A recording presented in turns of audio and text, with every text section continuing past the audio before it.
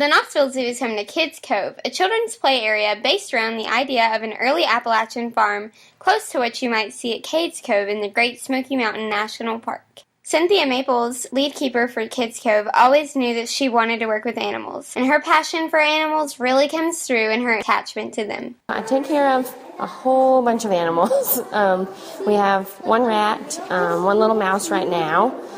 We also take care of the black widow spiders, and then we have a corn snake and barn owls up here, as well as a crow that is only sometimes on exhibit. A typical day is lots of cleaning. About half of my 8-hour day is cleaning, sometimes more. It just depends on what we are doing extra, things like that. Maples always knew she wanted to work with animals, and for her, working at the Knoxville Zoo made her decision very easy. I knew I wanted to work with animals since I was like 5 years old. When I was in college, I went to UT, and I was a psychology major, and I took every animal psychology class that I could take. And while I was there, my advisor recommended to me that I do the internship here at the zoo. I fell in love with the atmosphere of the zoo and the whole atmosphere of being a zookeeper.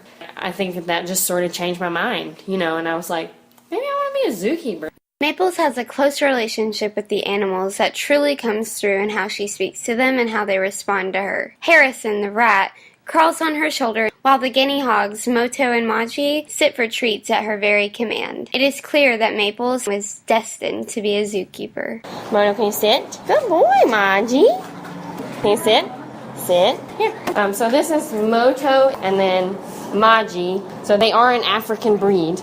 They're called guinea hogs. They get called warthogs and wild boars and all kinds of things out here, but they are not. Say, we are not those things. We are domesticated pigs. Maples has plenty of reasons why every Knoxvillian should be visiting the Knoxville Zoo. We are accredited by the AZA, by the Association of Zoos and Aquariums. Not all places are.